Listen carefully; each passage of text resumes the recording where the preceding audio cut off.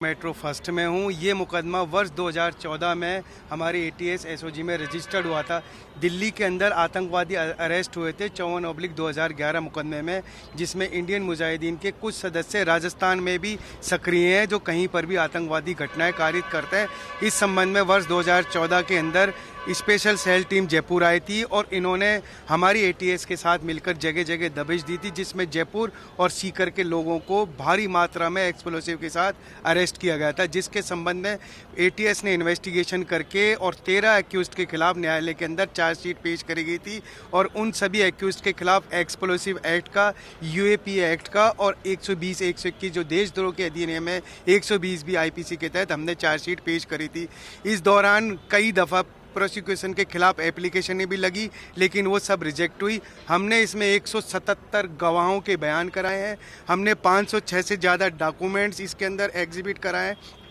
और जो special case officer scheme के तहत जो हमको स्टाफ अवेलेबल कराया, हमारे शोपाल जी हैं, रमेश जी सीआई साहब हैं और हमारी प्रोसिक्यूशन की टीम ने इसमें रात दिन मेहनत करी। सुप्रीम कोर्ट के डायरेक्शन थे कि 31 मार्च से पहले इसके अंदर फैसला सुनाया जाए। लगातार 2.5 महीने से हमने इसके अंदर फाइनल आर्गूमेंट्स करे हैं, जिसके अंदर हमने 600 पेज की रिटर्न आर्गूमेंट पेश किए।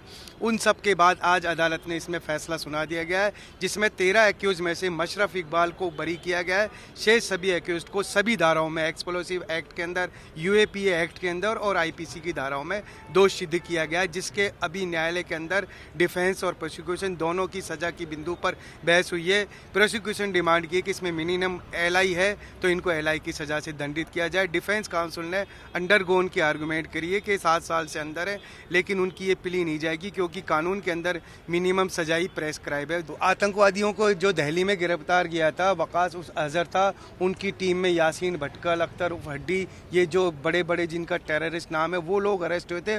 और उन लोगों ने इतला दी थी कि आईएमआई जो इंडियन मुजाहिदीन प्रतिबंधित आतंकवादी ग्रुप है, उसकी एक सक्रिय टीम राजस्थान में भी एक्टिविटी है। उस पर वो यहाँ के दिल्ली वाले स्पेशल टीम ने यहाँ की इतला दी।